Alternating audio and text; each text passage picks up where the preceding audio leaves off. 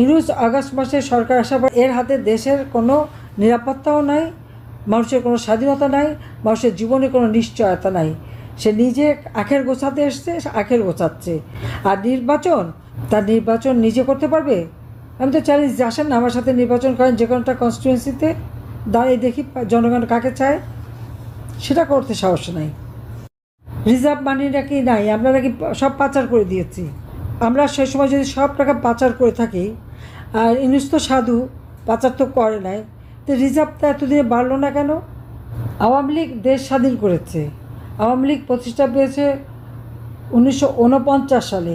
আজকে কোন মুখে, কোন সাহসে ডক্টর ইউনুস বলে যে আওয়ামী লীগ বলে কিছুই নাকি নাই, আওয়ামী লীগের দল নাই? 1,37,000 নেতাকর্মীকে গ্রেপ্তার করে রাখা হয়েছে। 5 লক্ষ নেতাকর্মীর বিরুদ্ধে গ্রেপ্তারি পরোয়ানা মামলা, এবং না হলেও প্রায় 8-10 লক্ষ আওয়ামী লীগ নেতাকর্মীর বিরুদ্ধে অজ্ঞাতনামা দিয়ে প্রায় লক্ষ লক্ষ নেতাকর্মীকে হয়রানি। প্রায় 1 কোটি স্থাপনা, মানুষ আওয়ামী লীগের নেতাদের ঘর বাড়ি, ব্যবসা প্রতিষ্ঠান, দোকানপাট, ইন্ডাস্ট্রি, কোনো কিছু নেই, সব আগুন দিয়ে জ্বালিয়ে পুড়ে ছারখার করে নিঃস্ব করে দিয়েছে। আওয়ামী লীগের আমলে কি দুর্নীতি ব্যাপকভাবে ছিল, এখন নাকি কোনো দুর্নীতি নাই। ইউনুস নিজেই তো দুর্নীতিবাজ। ক্ষমতায় আসতে না আসতেই তার বিরুদ্ধে যে দুর্নীতির মামলা ছিল, 5টা দুর্নীতি দমন কমিশন করেছিল, সেই মামলা প্রত্যাহার করে নিয়েছে। ট্যাক্স ফাঁকি দেওয়ার মামলা, 666 কোটি টাকার ট্যাক্স ফাঁকি দেওয়ার মামলা, সেটাও প্রত্যাহার করেছে। একই সাথে আরও যত দুর্নীতিবাজ, এমনকি আমেরিকান FBI এসে যার বিরুদ্ধে সাক্ষী দিয়ে গেছে তার মামলাও প্রত্যাহার, সমস্ত মামলা প্রত্যাহার। যত খুনি, জঙ্গি, সন্ত্রাসী কারাগারে বন্দী, তাদের সবার মামলা প্রত্যাহার করে দিয়ে তাদেরকে মুক্ত করে দিয়েছে। বলেছিল ইউনুস ক্ষমতায় এসে এই সমস্ত রোহিঙ্গাদের মিয়ানমারে ফেরত পাঠাবে, তারা নাকি মিয়ানমারের নিজের মাটিতে যে ঈদ করবে। ফেরত পাঠানো তো দূরের কথা, সে তো বলে একটা করে আর একটা। আরও 1.5 লক্ষ রোহিঙ্গা দেশে ঢুকেছে। আমাদের করিডোর দেশ বিক্রি করা, সমুদ্র বিক্রি করা এবং সেন্ট মার্টিন দ্বীপ বিক্রি করা, এটাই তার লক্ষ্য। সেটা প্রায় বেচেই দিয়েছে। ওই বিক্রি করার মুচলেখা দিয়েই তো ক্ষমতায় আসতে পেরেছে, এটা হলো বাস্তবতা। কিন্তু সে যেটা বলে আপনারা দেখবেন মিথ্যে কথার ফুলঝুরি। মিথ্যে কথা ছাড়া সত্যি কথার বাড়ির ধার দিয়েও সে হাঁটতে জানে না। প্রত্যেকটা ইনস্টিটিউশন আমার হাতে করা, যেটা আমি আগে বললাম, যে স্বাস্থ্য সেবা থেকে শুরু করে শিক্ষা প্রতিষ্ঠান সব কিছু। 1990 সালে 6,000 টাকা বেতনে MD চাকরি পেয়েছিল গ্রামীণ ব্যাংকে, কিন্তু বিশ্বব্যাপী সে রটালো কি গ্রামীণ ব্যাংক নাকি তার নিজের করা। 1 টাকাও কি গ্রামীণ ব্যাংকে সে কখনো বিনিয়োগ করেছে? করেনি। বরং গ্রামীণ ব্যাংকের টাকা চুরি করে খেয়েছে। 96 সালে সরকার আসার পর, 98 সালে বন্যার পরে ওই গ্রামীণ ব্যাংকে আমি 400 কোটি টাকা দিয়েছিলাম যে ব্যাংকটা শক্তিশালী করবে, কারণ মানুষ ক্ষুদ্র ঋণ পাবে এবং সুদের হার কমাবে। সেই কথা রাখিনি। আর সেই 400 কোটি টাকা কোথায় গেল তাও খবর পাওয়া যায় না। গ্রামীণ ব্যাংকের টাকাও কিন্তু সে মেরে খেয়েছিল, এটা হলো বাস্তব কথা। আমার কাছে এসে ধর্ণা দিয়েছিল একটা টেলিফোন ব্যবসার জন্য, মোবাইল ফোনের ব্যবসার জন্য আমি উন্মুক্ত করে দিচ্ছি। একটা দিয়েছিলাম, বিএনপি মন্ত্রী জহিরুদ্দিন খান পেয়েছিলেন, ওপেন টেন্ডারে করা। ইউনুস সাহেব 3 নম্বরে ছিল, তার অনুরোধে তাকেও আমি দেই। কিন্তু সেখানকার টাকাও কিন্তু অনেক টাকা পাচার করেছে, এবং তার বিরুদ্ধে কিন্তু এই জন্য মামলাও হয়েছে। ট্যাক্স ফাঁকিতে ইউনুস তো চ্যাম্পিয়ন। গ্রামীণ ব্যাংকে যত অনুদানের টাকা এসেছে, সেই টাকা গ্রামীণ কল্যাণ ফান্ড নামে সেই ফান্ডে রেখে সেখান থেকে আবার গ্রামীণ ব্যাংকে 2% সুদে ঋণ নিতে হতো, অথচ টাকা আসতো কিন্তু গ্রামীণ ব্যাংকের নামে। সে টাকা সে মেরে খেয়েছে। নোবেল প্রাইজ গ্রামীণ ব্যাংক পেয়েছে। ইউনুস তার সাথে 1 টাকাও গ্রামীণ ব্যাংকে রাখে নাই, সব টাকা নিজে আত্মসাৎ করেছে। ট্যাক্স ফাঁকি দেওয়া তো তার চরিত্র। এমনকি লেবারদের টাকা, তার নিজের কোম্পানির লেবার, তাদের ওয়েলফেয়ার ফান্ডে প্রফিটের 5% দিতে হবে, সেটা সে দেয়নি। ডিমান্ড করেছিল বলে লেবারদের চাকরি খায়, তারা মামলা করে, ইউনুস মামলা হেরে যায়। লেবার কোর্টে ইউনুস কিন্তু সাজাপ্রাপ্ত আসামি। বিশ্বব্যাপী আমি জানি না, এরকম যদি হতো, এবং এই আমেরিকার লেবার অধিকার নিয়ে সবচেয়ে বেশি কথা বলতো, তো এখন তার কি বলে, লেবার কোর্টে সাজাপ্রাপ্ত একটা আসামি লেবারদের অর্থ আত্মসাৎ করে।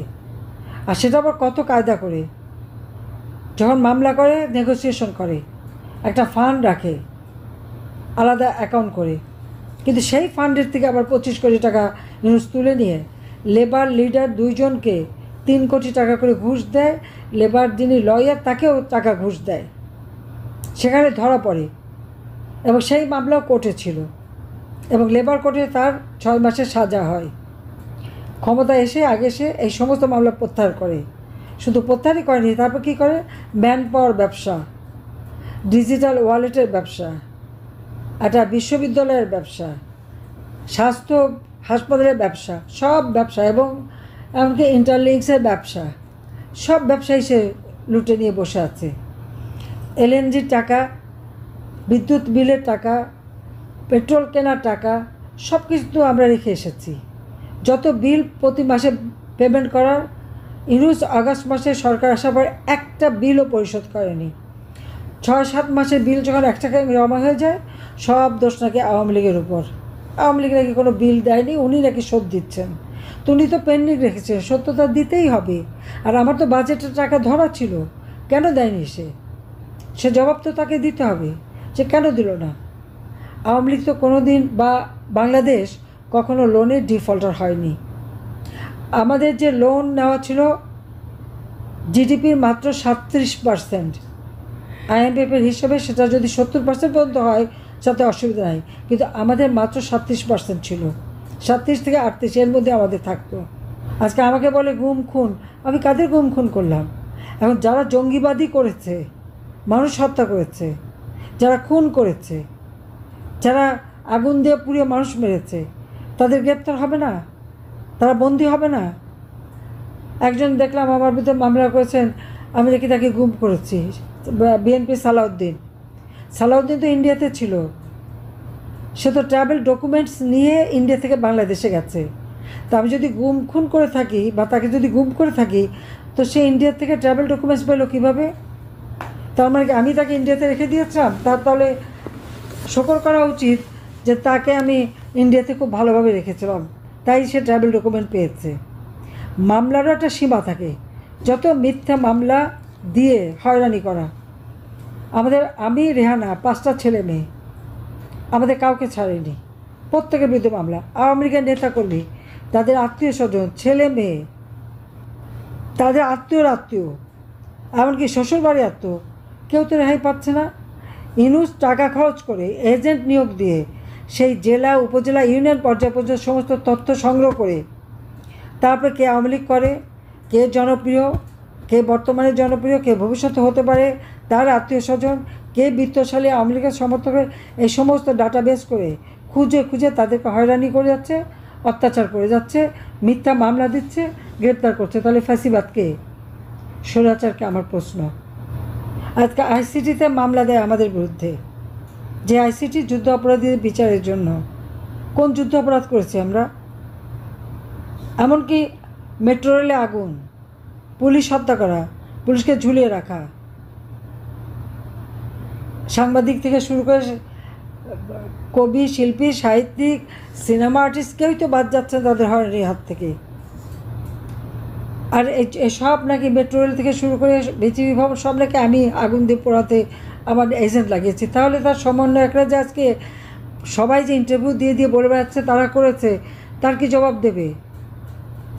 একটা কোর্টে দাঁড়িয়ে এইরকম মিথ্যা কথা সেই প্রসিকিউটর বলে গেল, অথচ পাশাপাশি এই তথ্য তো সব জায়গায় এসে গেছে। কে কোন ভবন ভেঙেছে সে তো আর খুব গর্বের সাথে প্রচারও করে এবং ছবিও দেখাচ্ছে। মেট্রো রেলে আগুন না দিলে, পুলিশ হত্যা না করে বিপ্লব সফল হতো না।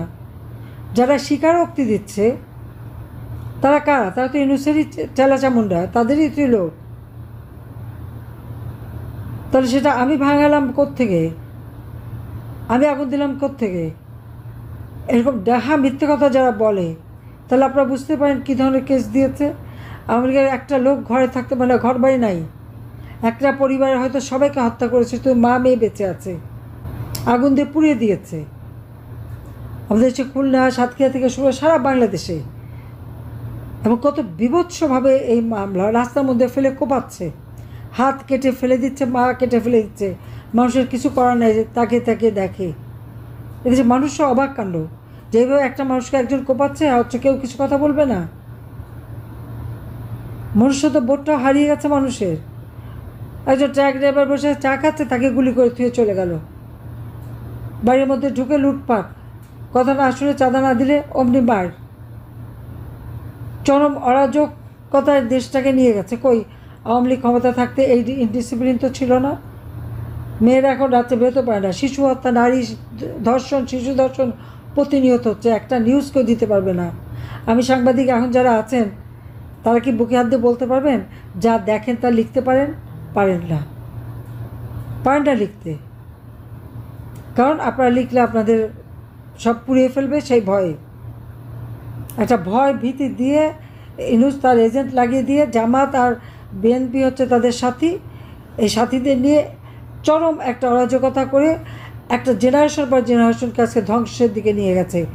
আর তার মধ্যে আবার দেখি চক্ষু ইনস্টিটিউট, এত চমৎকার একটা ইনস্টিটিউট করে দিয়েছি, সেখানে দেখা গেছে যে তারা জলকেলি খেলে, তারা নাকি রোগী, ক্যাবিন দখল করে বসে আছে, লোক দেখলে চোখে ব্যান্ডেজ লাগিয়ে বসে থাকে, একই সময় ঘুরে বেড়ায়। আর সেখানে পানি দিয়ে, সাবান পানি দিয়ে তারা পিছলা কেটে সেখানে খেলে বেড়াচ্ছে। এটা কোন ধরনের কথা? একটা হাসপাতাল থেকে ডাক্তার নার্স সব চলে গেছে, বের করে দিছে, দিয়ে ওটা তাদের দখলে। মানে কীরকমভাবে একটা দেশকে, একটা জাতিকে ধ্বংস করে যাচ্ছে সেটাই দেখেন। করিডোর দেওয়ার নামে এবং আমাদের চট্টগ্রাম পোর্ট বিক্রির নামে আজকে দেশটাকে বেঁচে দিচ্ছে। কেন? তার ক্ষমতা থাকার জন্য। আমার কাছে তো প্রস্তাব এসেছিল, কিন্তু নিজের দেশে মাটি, দেশ বিক্রি করে, সমুদ্র বিক্রি করে আমাকে ক্ষমতায় থাকতে হবে, ওই দণ্ডতায় আমি ভুগি না। এই দেশকে আমরা রক্ত দিয়ে স্বাধীন করেছি। ইউনূসের কি, তার তো কোনো অবদান নাই, সেজন্য সে বিক্রি করতে পারে। তার ক্ষমতাটা দরকার। 90,000 কোটি টাকা শেয়ার মার্কেট থেকে কে পাচার করলো? রিজার্ভ মানি নাকি নাই, আমরা নাকি সব পাচার করে দিয়েছি। আমার একটা প্রশ্ন, আমি তো 26 বিলিয়ন রেখে এসেছিলাম। আজকে যদি আমরা সেই সময় যদি সব টাকা পাচার করে থাকি, আর ইউনূস তো সাধু, পাচার তো করে নাই, তো রিজার্ভটা এতদিনে বাড়লো না কেন? তো বেড়ে তো অন্তত 50 বিলিয়নের উপরে হওয়ার কথা। কারণ সে যে হারে যত টাকা বলছে আমি পাচার করেছি, আজকেও তো বললো কি 200 কত মিলিয়ন আমি নাকি পাচার করেছি। তাহলে সেটা তো রিজার্ভে জমা হওয়ার কথা ছিল। এই 9 মাসে তো তার তো জমা দেওয়ার কথা ছিল। সে কত জমা দিতে পেরেছে? বরং আমার বাজেটের টাকা তো সে মেরে খেয়েছে। সমস্ত বিল পেমেন্টের যত টাকা ছিল সবই সে জমা রেখে পরে দিয়ে বাহবা নেওয়ার চেষ্টা করে। আমার করা কাজ উদ্বোধন করে তিনি বাহবা নেন। আজ পর্যন্ত দেশে কোনো বিনিয়োগ এসেছে? আসেনি। দেশি বিনিয়োগ হয়েছে? হয়নি। ব্যবসায়ী কেঁদে বেড়াচ্ছে, বলে টাকা নাই। তো টাকা গেল কোথায়? টাকা গেল কোথায়? মূল্যস্ফীতি সব জিনিস নাকি কমিয়ে দেবে, ডাবল ডিজিটে আজকে মূল্যস্ফীতি। মানুষের তো আয় রোজগারই নাই, কেনা বেচা নাই, ব্যবসা নাই। সেদিন একজন বলছিল তার 4টা কারখানা সে বন্ধ করতে বাধ্য হয়েছে, টাকা নাই নাকি। সমস্ত গার্মেন্টস অর্ডারগুলি অন্য দেশে চলে যাচ্ছে। 1 লক্ষ শ্রমিক বেকার। 18টা ব্যাংক তার ডিভিডেন্ড দিতে পারবে না। কেন? কই শেখ হাসিনার আমলে তো সে অবস্থা ছিল না। তাহলে অর্থনীতি কে ধ্বংস করলো? এই 9টা মাসের মধ্যে আমার অর্থনীতি সম্পূর্ণ ধ্বংস করে দেশকে দেউলিয়া করে দিয়েছে। এটা হলো সবথেকে বড় কথা। যে আজকে কেন দেশটাকে এভাবে ধ্বংস করলো সেটাই প্রশ্ন। সেদিন ফিরে এসেছিলাম যে লক্ষ্য নিয়ে, সে লক্ষ্য বাস্তবায়ন করেছি। বাংলাদেশকে উন্নয়নশীল দেশের মর্যাদায় উন্নীত করতে সক্ষম হয়েছি। বাংলাদেশের মানুষের জীবনে শান্তি, নিরাপত্তা দিতে পেরেছি। কিন্তু অপবাদ ছড়িয়ে দিয়ে, মিথ্যা কথা বলে এবং জঙ্গি সন্ত্রাসীদের সহায়তায় ক্ষমতা দখল করে অবৈধভাবে ইউনূস ক্ষমতা এসে আজকে দেশকে ধ্বংসের কিনারায় নিয়ে গেছে। জানি না আল্লাহ রাব্বুল আলামিন বারবার আমাকে বাঁচিয়ে দেয়। সেই 17 এপ্রিল 81 সালে, 17ই মে 81 সালে বাংলাদেশে ফিরে এসেছিলাম। তারপর থেকে বারবার মৃত্যুর মুখোমুখি হয়েছি, কিন্তু কখনো পিছু হটিনি। কিন্তু এবারে যখন যদি আমি ওখানে থাকতে যেতাম, বাধা দিতাম, হয়তো আরও কয়েকশো লোক মারা যেত। আমি চাইনি লাশের উপরে লাশ ফেলে থাকতে। কারণ যতগুলি হত্যাকাণ্ড হয়েছে, ওই আবু সাইদের হত্যা, মুগ্ধর হত্যা, সমস্ত হত্যাকাণ্ডের জন্য দায়ী ইউনূস নিজে। কারণ সে তো এই সমন্বয়কদের সাথে কথা বলতো, এটা তো সমন্বয়করাই বলছে। এমনকি 1 আগস্টও কথা বলেছে। তারা কর্মসূচি দিয়েছিল 6 আগস্ট, ইউনূস কথা বলে সেই কর্মসূচি 5 আগস্ট নিয়ে এসেছে। কারণ 6 আগস্ট তার ওই ট্যাক্স ফাঁকি দেওয়া মামলার রায় দেওয়ার কথা ছিল, কাজে সে আগে ভাগে সেটা নিয়ে এসেছিল, এটা অস্বীকার করতে পারবে না। কাজে আজকে তিনি ট্যাক্স দেবে না। তার 48টা কোম্পানি, সবগুলিকে সে ট্যাক্স দেয় না, তার ব্যক্তিগত ট্যাক্স দেয় না, কিন্তু শত শত কোটি টাকার মালিক। 2023 সালের হিসাবে মাত্র 3টা ব্যাংকে তার 118 কোটি টাকা। কোথা থেকে পেয়েছে এত টাকা? এর বাড়ি তো আরও টাকা, বিদেশেও তো তার প্রচুর টাকা। এত টাকা সে বিদেশে পেলো কোথা থেকে? 6,000 টাকা বেতনের চাকরিজীবী এত টাকা বানালো কোত্থেকে? সে জবাবটা কি দেবে সে কখনো? আর এই জবাবটা কেউ চায় না কেন? কারণ তার অনেক টাকা হয়ে গেছে সেই জন্য। আর আমাদের তো কিছু নাই, আর নাই বলে আমাদের বিরুদ্ধে সমানে নির্যাতন।